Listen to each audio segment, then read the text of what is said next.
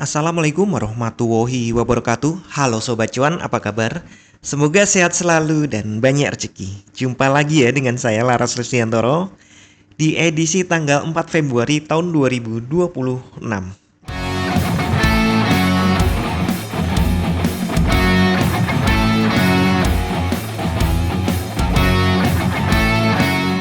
Ya langsung aja ya.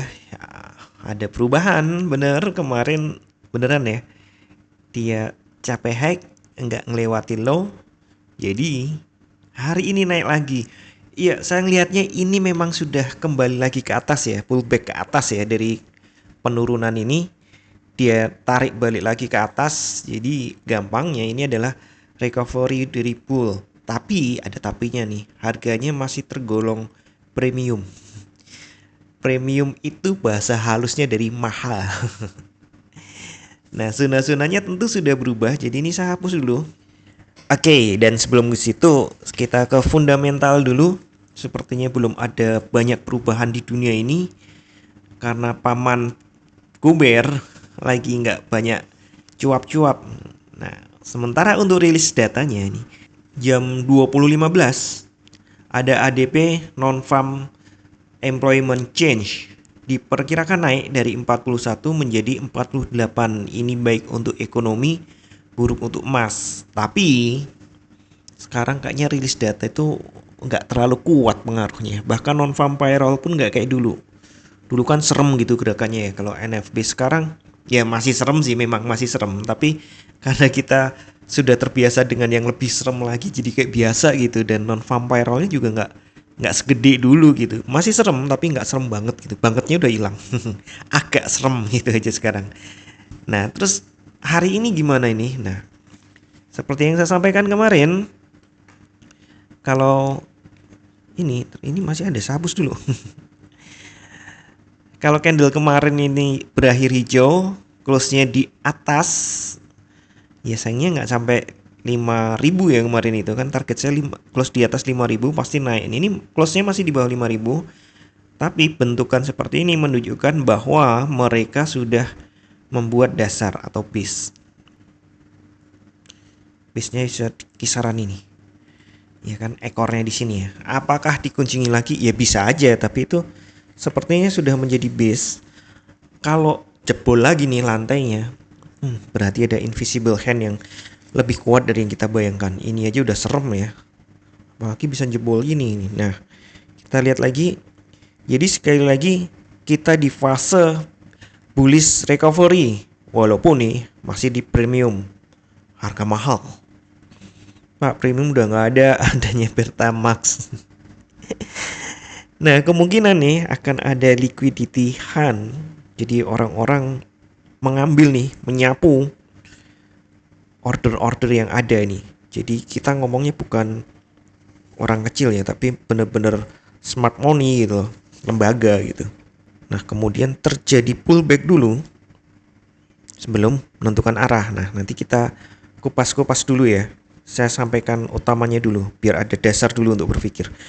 Jadi nih, dengan kondisi sekarang ada kemungkinan ini dia akan naik ke atas, tapi nah udah 61 nih. Warzone-nya udah lewat.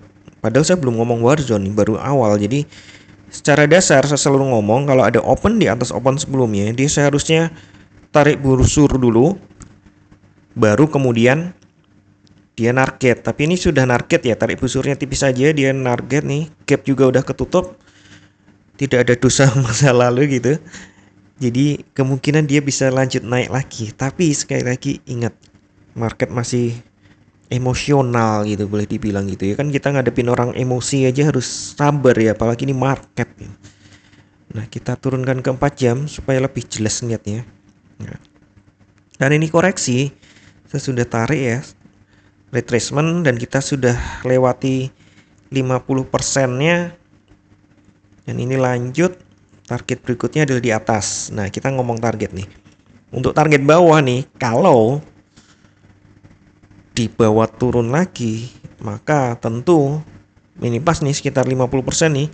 Ini adalah psikologi level. Dia akan cukup menjaga posisi Anda. Menjaga posisi buy Anda gitu. Jadi Untuk turunnya nih pun kalau lepas dari psikologi level 5000 ada area SSL, sell set liquidity, artinya orang-orang yang sell diselesaikan di bawah situ. Ya tipis aja ya, sorry tipis aja ini. Kita ke 1 jam aja biar lebih jelas. Karena ini memang sebenarnya diambil dari candle 1 jam. Ya, jadi ada tahanan di sini, sell set liquidity di antara 4980 sampai 4970. Ada kemungkinan nih itu market akan dibawa turun dulu baru digebrak naik. Nah, sebenarnya udah turunnya sebenarnya sudah ini, cuma hati-hati mungkin diayun lagi dulu ke bawah tapi kemudian dibawa naik lagi. Ada kemungkinan itu. Tadi udah tak jelasin ya dari candle sebelumnya, candle daily-nya. Kemudian untuk BSL-nya sudah kena, buy set liquidation-nya udah kena. Dia akan nge-buy naik lagi. Nah, ini saya sudah ada perubahan di sini. Sebenarnya nih buy zone-nya, zona buy berikutnya itu justru di atas di sini. Bukan buy zone grup band 90-an ya, bukan. Jadi ini sebenarnya area beli kita, tapi ini udah lewat, Pak. Gimana sih, Bapak? Iya, sorry. Nanti mungkin akan koreksi ke situ lagi. Jadi kemungkinan dia akan up, ya, kemudian ranging di sini. Kalau sudah kayak gitu yang tadi udah nge-buy mending keluar dulu karena kemungkinan dia akan drop lagi. Nah, gampangnya gitu ya. Nah, untuk struktur short sekali lagi ini bullish banget ya. Bullish ini ini kayak gini nih range. Naik, turun, naik, range, naik lagi. Ini akumulasi. Nah, kemungkinan akan ada seperti itu. Jadi selama nggak tembus 5000 nggak apa-apa sebenarnya buy. Tapi sekali lagi cek ini ya kekuatan dananya ya, sama kalau terjadi rejection. Kalau nggak terjadi rejection, 5000-nya tembusnya nyantai, terus ini blok di sini itu dilewatin begitu saja, bisa sampai di bawah 4970 ya jangan buy, tunggu dulu. Tunggu dasarnya lagi di mana di area ini. Dan kemudian nih, nah ini ada saya sebutnya zona perang. Kenapa zona perang? Karena ini sekarang ini ada tarik menarik nih. Jadi angka-angka ini nih sekarang ini nih dari 30 ini ya sampai 50 ini angka perang nih, sampai kita tambahkan sampai 60 gitu ya, tapi sebenarnya 50, artinya zona perang nih, seolah-olah akan naik. Ini benar-benar zona perang antara buyer dan seller. Ini biarkan naik dulu nih, setelah itu seller take lagi, ambil lagi, turun ke bawah lagi. Jadi buyer dan seller akan tarik menarik ini kayak gini nih ya, naik. Kemudian terjadi ini antara akumulasi, ini akumulasi ya karena naik lagi, atau distribusi turun ke area ini. Gambarannya kayak gitu ya.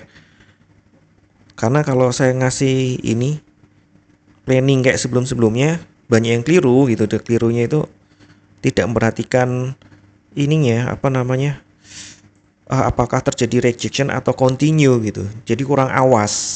Jadi ya sekarang saya bikin zone-zonenya aja. Anda tentukan. Nah, kalau Anda sendiri yang ambil posisi buy dan sell kan lebih awas ya untuk lihat ini rejection nih, ini continue nih. Nah, tapi area-areanya sudah saya sampaikan.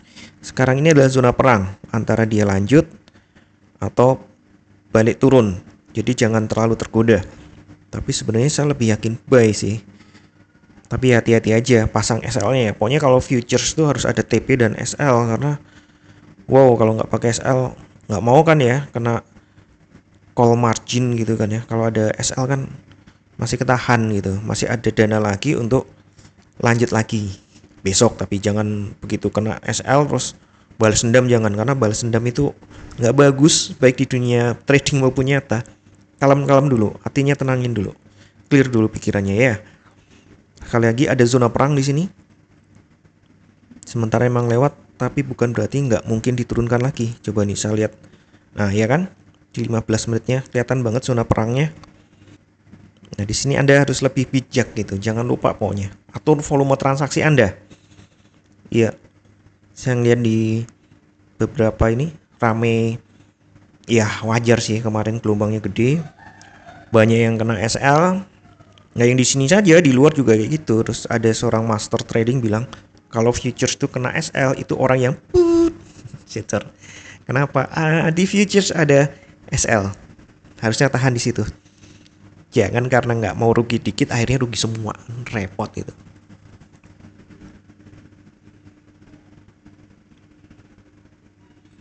Jadi sekali lagi saat ini direkam, kan mulai turun lagi. Zona perangnya saya naikkan nih. Saya pikir itu di 60 bukan di 50. Akan terjadi gerakan yang manipulatif banget gitu. Buyer dan seller tarik menarik, mungkin ada gerakan naik tiba-tiba rejection, gerakan turun tiba-tiba rejection. Nah, setelah akumulasi seperti ini baru dia menentukan arah.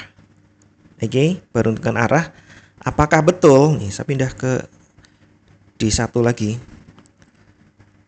Dia memang akan ngejar ke atas atau sebenarnya dia hanya membuat lower high. Oke.